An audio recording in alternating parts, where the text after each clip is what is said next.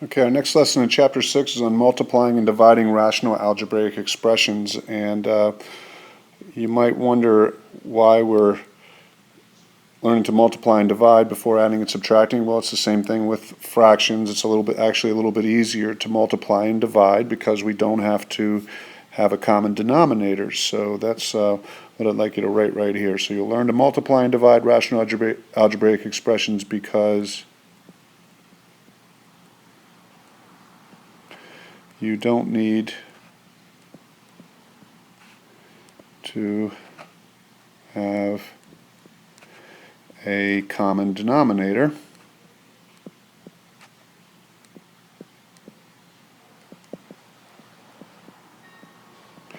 when you multiply and divide. So let's remember what because really multiplying and dividing rational algebraic expressions, that's another fancy words for fractions. We apply the same rules, so let's remember how we do it with arithmetic, and then we'll follow the same rules with algebra. So if I look at 2/3 times 5/7, remember that just means 2/3 of 5/7, and since 5/7 is less than 1, we're taking 2/3 of that, so we should end up with something even more less than 1. In this case, you'll notice that I don't have any common factors here, so when I multiply fractions, I just multiply numerator and denominators together, and that's all I can do in this case since I don't have any common factors. So this is just going to be 10/21. So 2/3 of 5/7 is 10/21. Remember, that's the same thing as 5/7 of 2/3. In this next one to the right over here, you'll notice that actually this time I do have a common factor, and a lot of people call this cross-canceling. I don't like to call it that because that's really, we use that terminology when we're talking about cross products. But since, you can think of this as, 3 times 1 over 11 times 6, and so you can use the commutative property here and reverse the order of the 11 and the 6, so you can just put the 3 and the 6 over each other. You can all do this in your head. So you can, what you really have here is you can cancel the common factor of 3 and the 3 and the 6 and have 1/2 there. So we don't have to show that step. We can just show our canceling like this. That's a 1, that's a 2, and now from here we just multiply numerators by numerators. That's 1 times 1, and 11 times 2 is 22, and so 3/11 of 1/6 is 1/22. Let's remind ourselves our rules for division. So when I'm saying 2/7 divided by 3/5, I'm saying how many 3/5 are there in 2/7? Well, 3/5 is less than 2/7, so there's less than one of them. But remember, I want to change the division to multiplying by the reciprocal, and so this will be 2/7 times 5/3, and again, no common factors here, so I'll go numerator times numerator, so that's 10/21. There's a little bit less than a half of a 3/5 in 2/7, so that's the way you want to think of that. The next one I have 5/3, which is 1 2/3 divided by 5/6, and clearly there's more than 1 5/6 and 5/3. So I'm going to change the division to multiplying by the reciprocal, and in so doing, I now have a common factor of 5 in the numerator and denominator, so I can cancel that 5, and I have a common factor of 3 and the 3 and the 6, and that's a 2. So what's left over so I have 1 times 2 and 1 times 1, so it's 2/1. Let's keep my color scheme the same.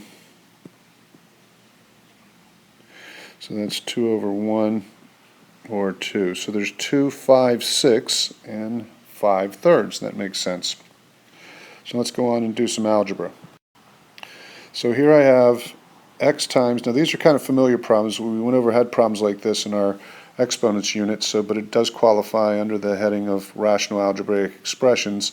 So I have x over 2x squared times negative 28xy over 7.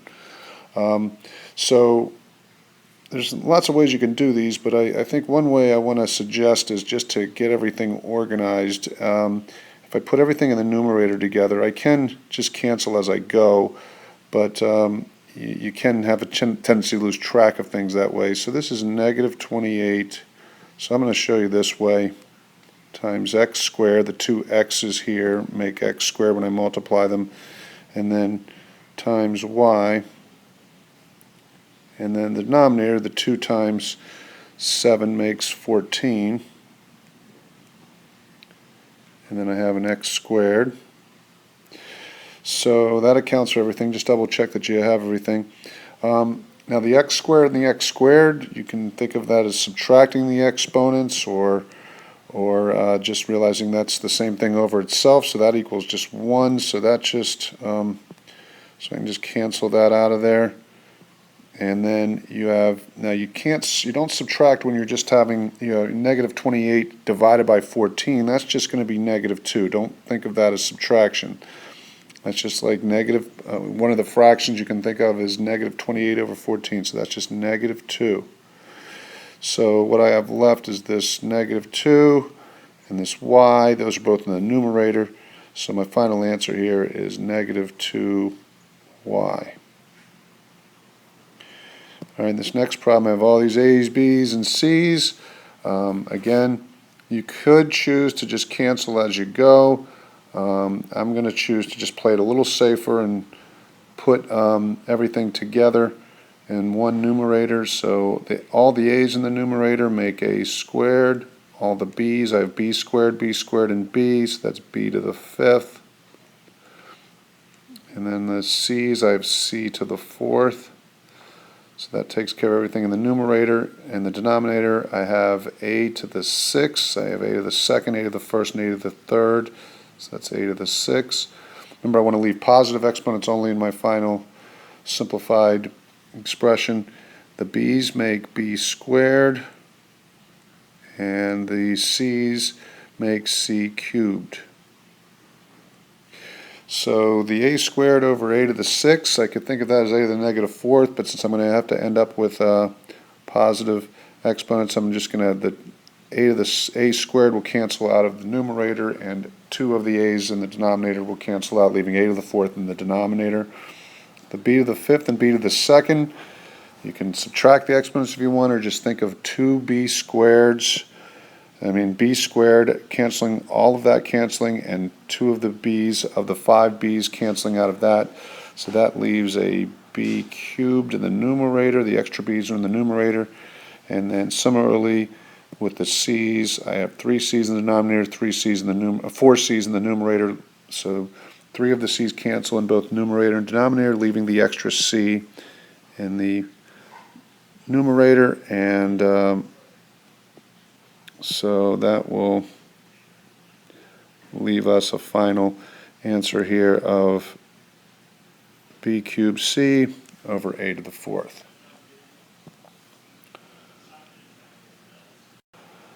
Okay, so problems that are new to us are going to look like this. In this first problem, you have a minus 3, and I want you to think of a minus 3 as a factor. You can't think of it as it's 3 less than a, so the a's can't cancel here since you have subtraction, and the other one is another factor in the numerator is a plus 3. So the 4 factors you have are a minus 3, a plus 3, a, and 5. They're all distinct factors. No canceling can go on here. So in this one, all I can do, just like those initial arithmetic problems I had, all I can do here is just say this. There's no canceling that can go on. Just going to simplify it like so. And that'll be my final answer. We'll see when we get to adding and subtracting and solving equations that we need to leave things unmultiplied together. So I know there's going to be an instinct here to try to want to multiply this together, but as long as you've canceled everything out, you can leave it with parentheses like this, and there's kind of a reason for that. So you don't have to multiply these together as long as you've eliminated all common factors. And again, there are no common factors in the numerator and denominator, so that's why we consider that simplified. In this next problem, I have y plus 7 over y, 3y, and y plus 7. So I do have some common factors. My factors in the numerator are y plus 7, 3, and y. And I have a y and a y plus 7. So if I kind of rewrite this so we can really see our factors.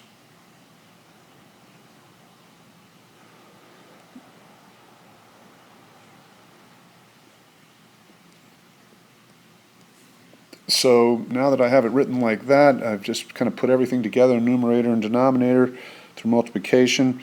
And you can see I can cancel this y out. I have a common factor of y. I have a common factor of y plus 7.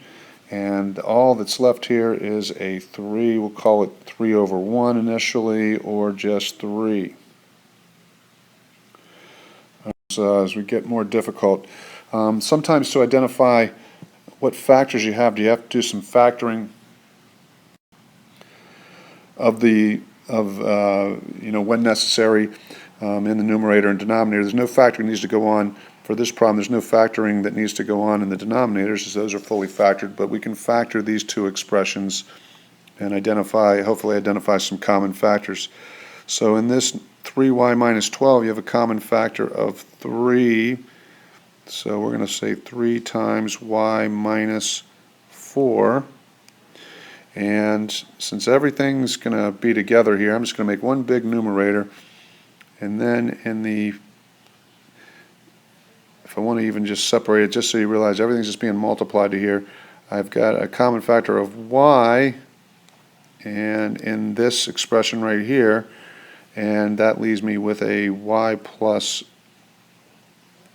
8. Again, reverse distributive property. In the denominator I have y plus 8, y minus 4.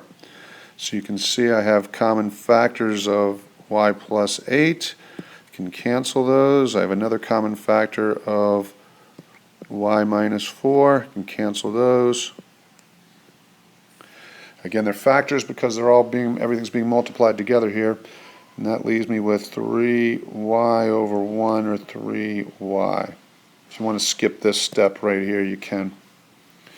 All right, looking over here now, I have p squared minus p minus 6. That's going to need to be factored unless the whole thing had a common factor in the denominator, but it doesn't. I have p squared minus 9. We're going to need to factor that. We're going to need to factor this. We're going to need to factor that. And then you can't cancel when you have all this subtraction going on, because they're not, unless there's something that looks exactly like this up here, we can't consider it to be a factor. So especially if it's not, you can see a common factor in the expression. So in this numerator right here, I'm going to say, since I have a lead coefficient of 1, I'm going to say factors of negative 6 that sum to negative 1. So that's going to be p minus 3. So since negative 3 and positive 2 make a negative 1, and the negative 3 and the positive 2 multiply to a negative 6, that's the right factoring there. In the denominator, I'm going to factor out a 3, and I have a p minus 3. And up here, this is the difference of two squares, so that's going to be a p minus 3, p plus 3.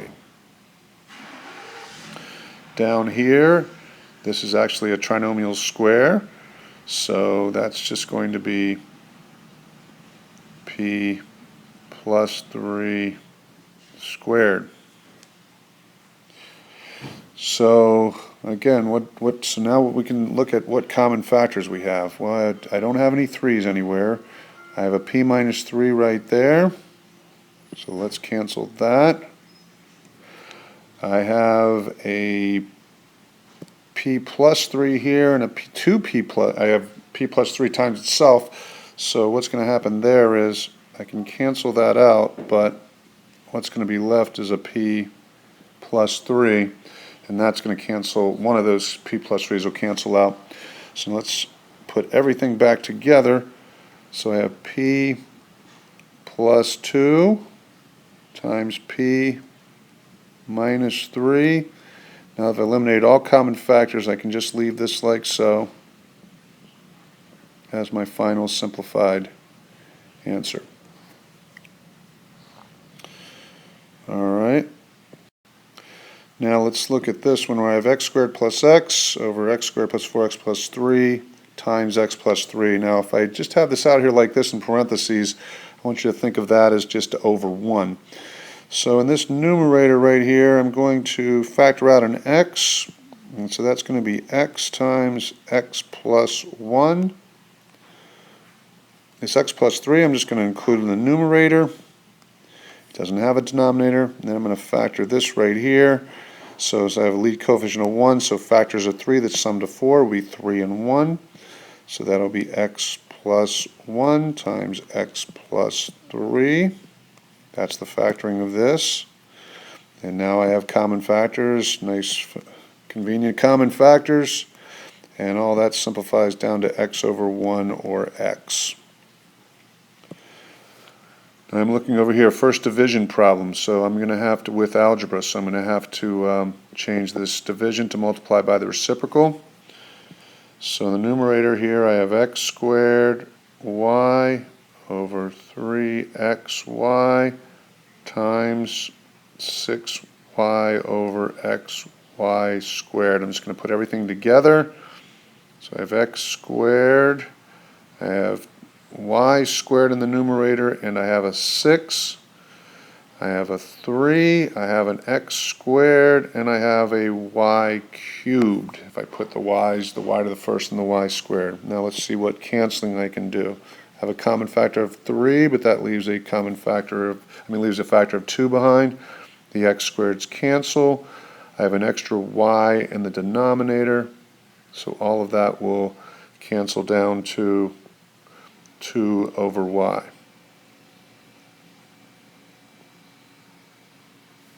Problems here. So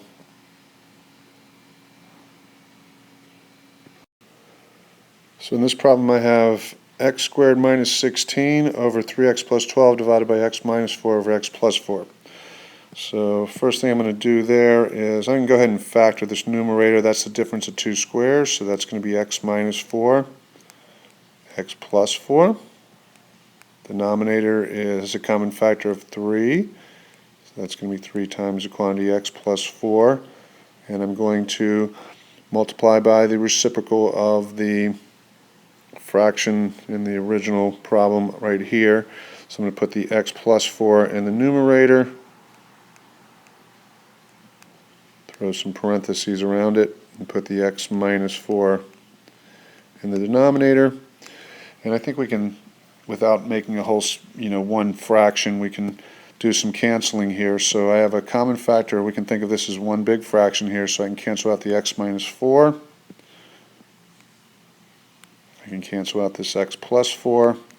So I'm left with this x plus 4 over 3. That's what I'll consider my final answer. Like so. All right. Next problem. I have x squared minus x minus 6 over 2x squared plus 9x plus 10 divided by x squared minus 25 divided by 2x squared plus 15x plus 25. Got to do a lot of factoring here. So I'm going to factor this x squared minus x minus 6. So factors of negative 6, it's sum to negative 1. So that would be x minus 3, x plus 2.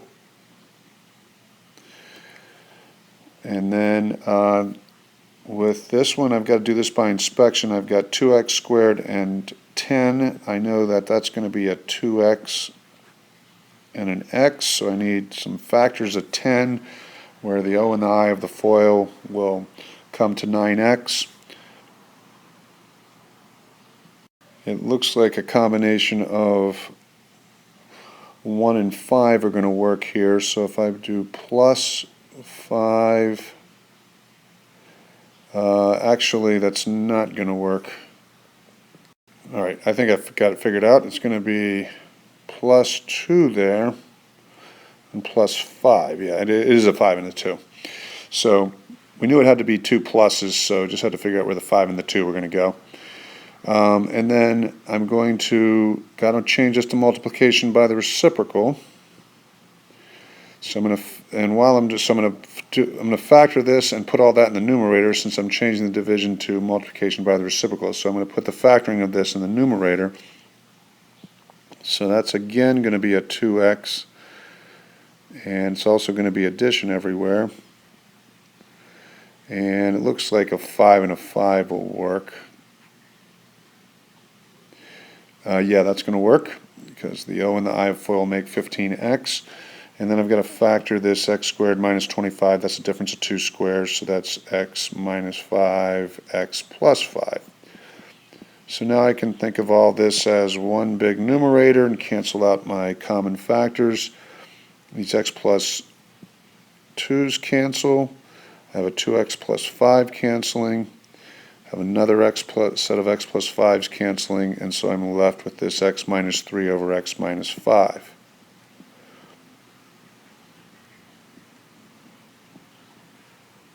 Okay, last two problems. Alright, so the first one I'm looking at is 2x minus 5 over 6x plus 1 divided by the quantity 16x minus 40. So again, this is to be thought of as 16x minus 40 over 1, so I am going to have to move the 16x minus 40 to the denominator. No factoring can happen in this first fraction here, so I'll just leave that like is. I'll throw some parentheses around each expression though and consider those factors.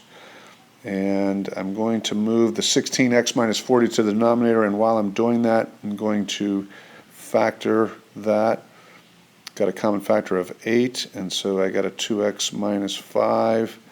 1's in the numerator. So all I did was change the division to multiplication by the reciprocal, which is 1 over this, and I went ahead and factored this at a common factor of 8, and then 16x and the 40. So now I can see a nice common factor there of 2x minus 5, and I think that's all I can do though. Final answer is 1 over 8 times the quantity 6x plus 1. Okay, last problem is a three-part, so three fractions in this one. I first have multiplication here. These two expressions over each other, these two expressions have division. We'll still follow order of operations, but we will have to change the division to multiplication by the reciprocal. So I'm going to do a lot of factoring along the way. So I'm going to factor this numerator first. Factors a negative 6 at some to negative 1. We've seen that one already. So that is x minus 3, x plus 2. And the denominator factors a negative 7 that sum to 6. So that's going to be x plus 7, x minus 1. And the second fraction, I've got factors of negative 2 that sum to 1, so that's going to be x plus 2, x minus 1. In the denominator, I just have a common factor of x there, and that's x plus 2. And now I'm going to change this to multiplication by the reciprocal, and I'm going to put the factoring of x squared plus 7x in the denominator, and the factoring of x squared minus 3x in the numerator. So the factoring of the numerator is going to be x times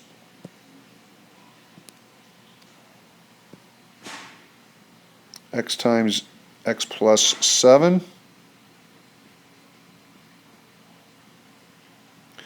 and the factoring of the denominator, which moves to the numerator when I change division to multiplication by the reciprocal, is x times x minus 3.